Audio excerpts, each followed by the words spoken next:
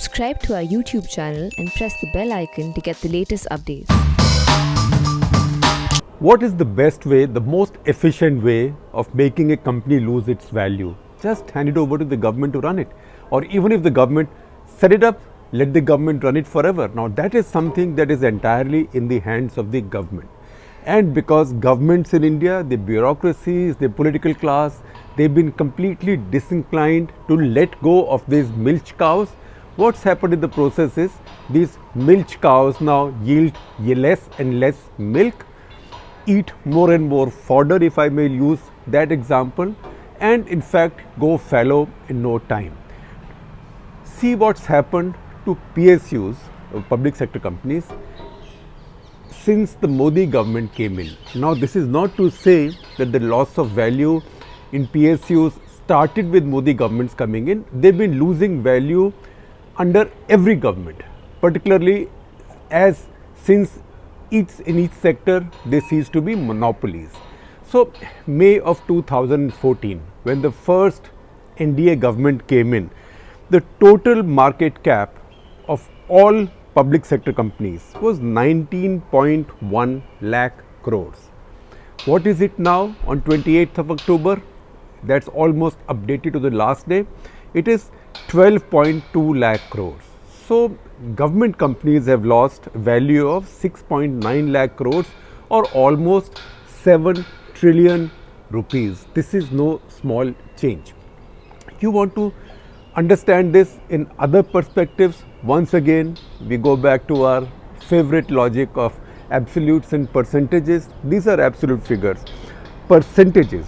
In May of 2014, these PSUs, they accounted for 22.8% of all the value of BSE, that is Bombay Stock Exchange, all the companies listed on Bombay Stock Exchange. Today they account for only 7.7%.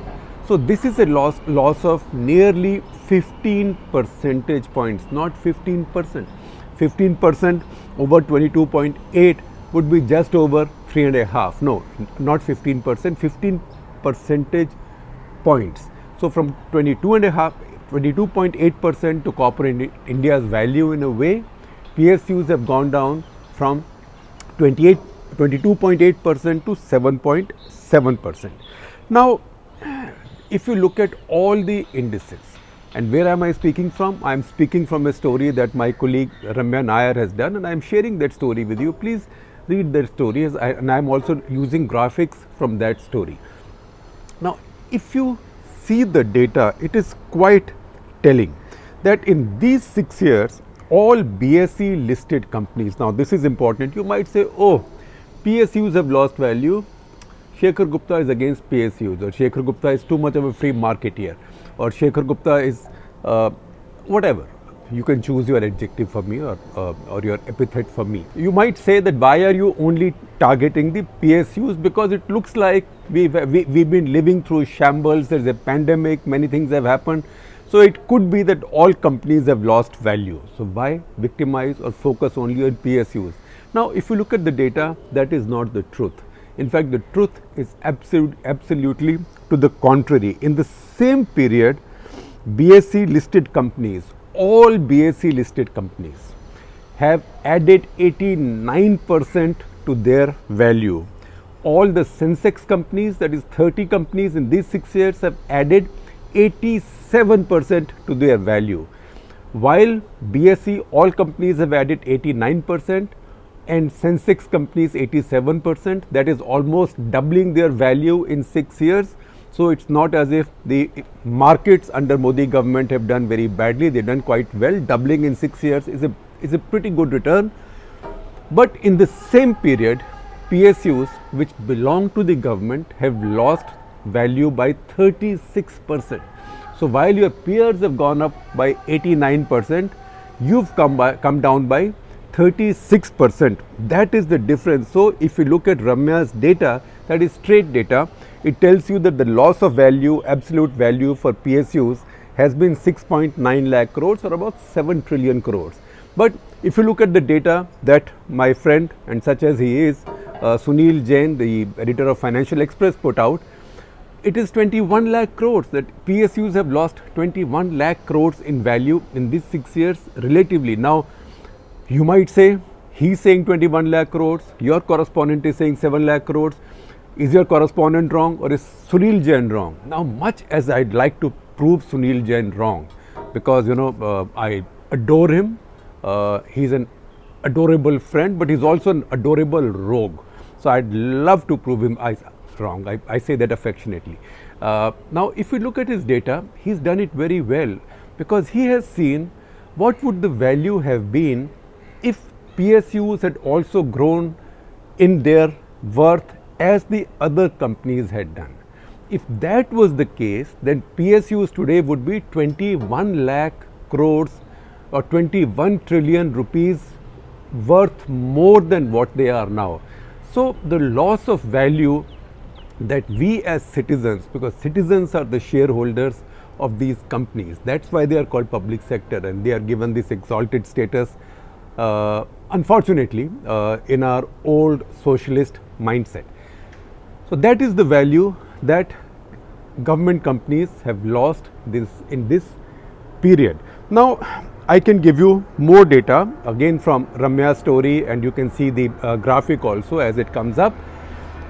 Compare the PSU index or PSU progress or lack of progress or decline with all the other indices. In the same period, small cap index of our Bombay Stock Exchange has risen by 365%. So, the value of small caps, which was about 4,83,000 crores in May 2014, is now 22,44,000 crores. So, almost gone up 4 times.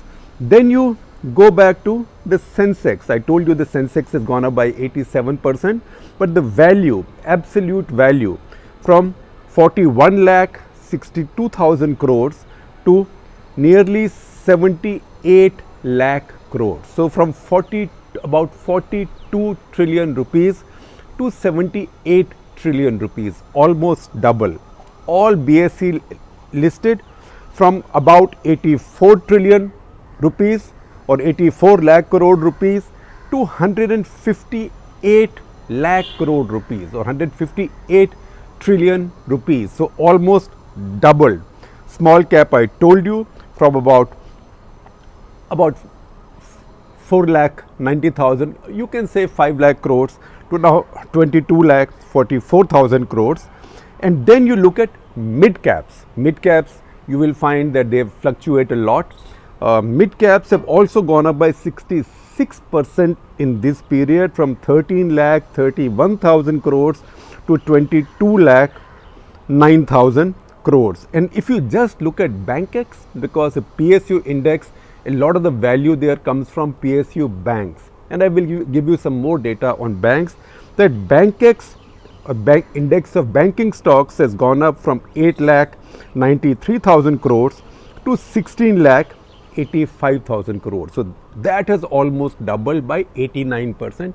See what's happened to public sector banks. State Bank of India started out at 3.05 lakh crores. Today, it's 1.7 lakh crores. So, that is how government companies lose value. And if you look at the other nationalized banks, you will see the same situation. In fact, big banks, PNB, Punjab National Bank, Bank of Baroda, Canara, they are all in the 30,000 crore ballpark. I told you the daddy of all banks, State Bank of India, is 1.7 lakh crores. Look at HDFC Bank, relatively a new private sector bank, is actually 4 times as much, if not 5. In fact, it's close to that, and the gap is increasing. Even a young bank and a smaller bank like Axis Bank in value is just a little less than State Bank of India. Now, you might say the value means nothing, but once you list companies, then shareholder value is the market cap.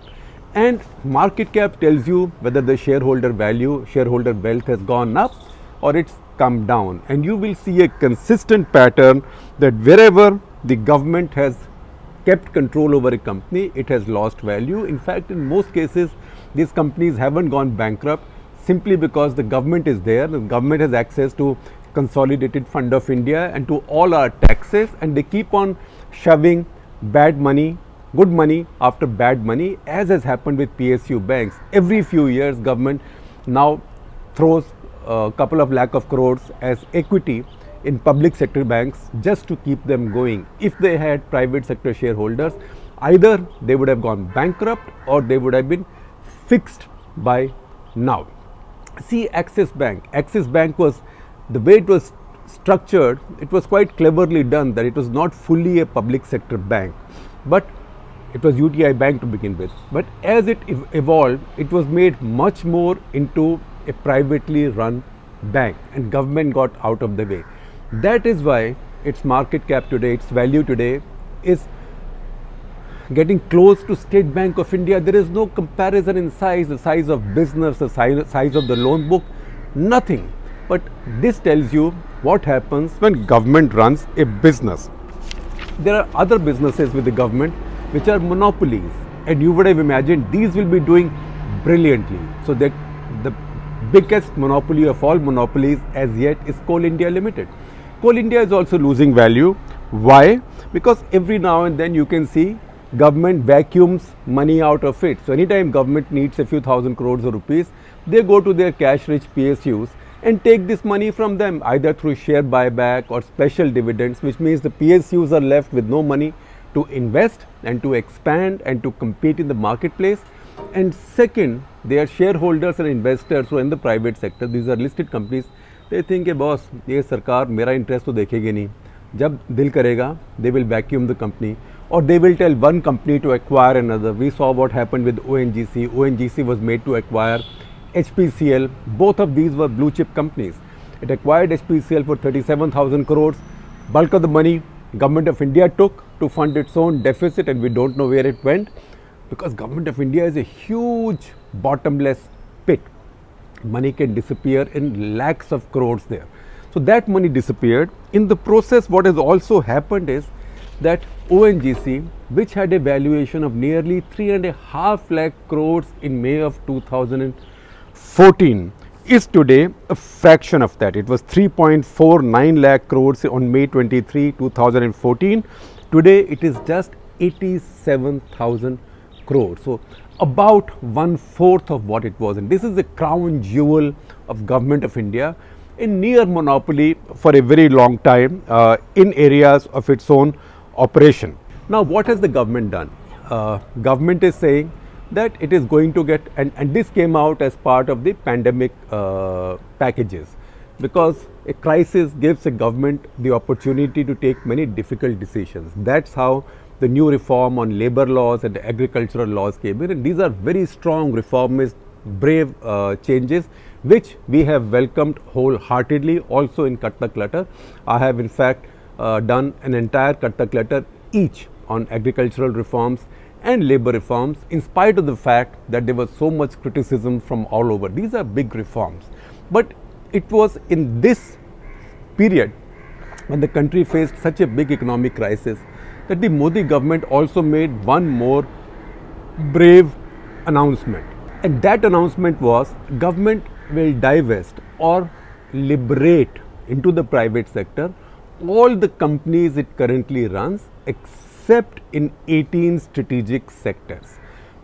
Even in these strategic sectors, in any sector, government will not keep more than 4 companies. So say if there are 13 companies in the oil and energy sector, then does it mean the government will sell 9, or it's a question that Sunil Jain asked in the Financial Express, or will this mean another slate of hand whereby some ONGC will buy some HPCL, and soon you will have, instead of 13, you will have 4, but basically government would have been picking its own pocket. So you steal money from this pocket, pick your right pocket to put money in your left pocket. The left pocket is also has a hole. So that is something that we are now looking forward to. What will the government do? Now there is a cabinet paper which has been moved justifying the need for this privatizations, and Ramya's story has some details on that. And that cabinet paper says that 7 major central public sector enterprises, 7, and these are all crown jewels. 7 of them are trading today at below their book value. What is book value? Book value roughly is total assets of a company with liabilities and intangible assets deducted from that. So, how can a company be valued at less than its book value? That means there is no value to the enterprise, to the market position, to the brand, to the prospects of that company. So 7 of crown jewels of Government of India and of people like us, the taxpayers, are today valued below their book value. And if I just read out the names to you, particularly if you are not people who are specialists in the markets, you will be astounded that these companies can be doing so badly. So hold your breath or get some popcorn, whatever you want.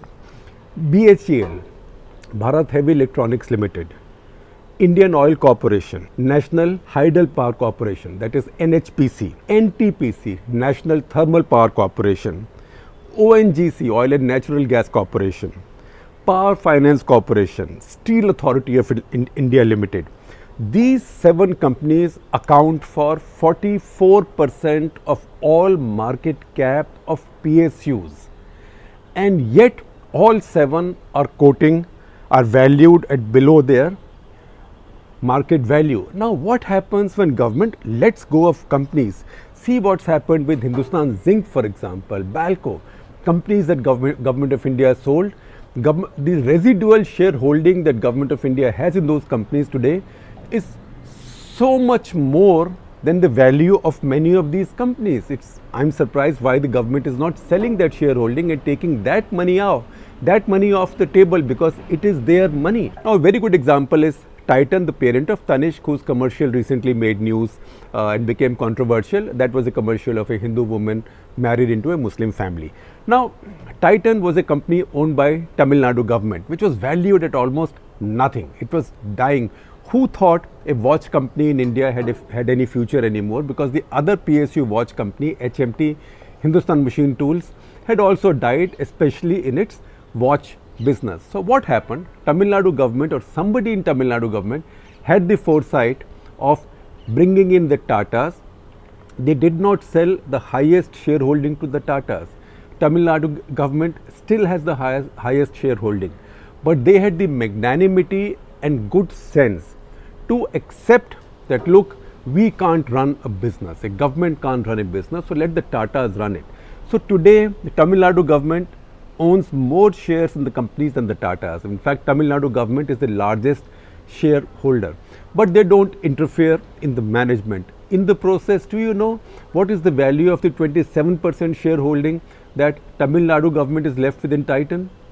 It is worth more than 30,000 crores. In fact, anytime Tamil Nadu government is short of money, they can mortgage these shares and raise money from the market. So this is what happens when governments give up their hubris and governments give up their power hunger. So it's not enough to list these companies on the market. Listing is a good idea, because that makes you, at least once your company is listed, even I can hold this mirror up to you and say, see, you are destroying value for your own shareholders who are citizens of India. But beyond that, for them to realize their real value, governments have to learn to give up control, and that is what we are waiting for now. And I think after labor reform and agriculture reform, if Modi government can push this forward, then I would say that this will prove its credentials towards being genuinely reformist, because you are only a reformist when you give up power which is in your own control, or when you give up wealth which is in your own control. So I will give you an example. When P. Chidambaram, the former finance minister, he published his first book, which was based on his columns that we published then in Indian Express. That book release took place at Prime Minister Manmohan Singh's house, and Prime Minister Manmohan Singh made a very good point. He said, look, the test of a real reformer, or the test of a reformist mindset, is when somebody in the government is willing to give up his own powers. And then he gave us the example of how Chidambaram was the commerce minister in that 1991 cabinet, the big reform cabinet, and how he then presided over dismantling his own empire, that is the various directorates and boards controlling exports, imports, etc., in the Ministry of Commerce. So Dr. Manmohan Singh said that shows a reformist mindset. So for Modi government to show a reformist mindset, they have to let go. This is very tempting. The reason Air India is still continuing with the government is that someone or the other doesn't want it to go, because it's such a nice gravy train for the bureaucracy and politicians. They don't want to let go. It is very seductive. So if Modi government can do it, it's a big thing. And I will conclude with something, a line which is a well-known line in our culture, but it's something that one of Narendra Modi's cabinet colleagues, Nitin Gadkari, uses often, which is जिस देश का राजा व्यापारी उस देश की प्रजा भिखारी. That if the emperor in a kingdom runs businesses, his subjects are bound to get bankrupted and bound to become beggars. So once again, all this data proves that point to you all over again.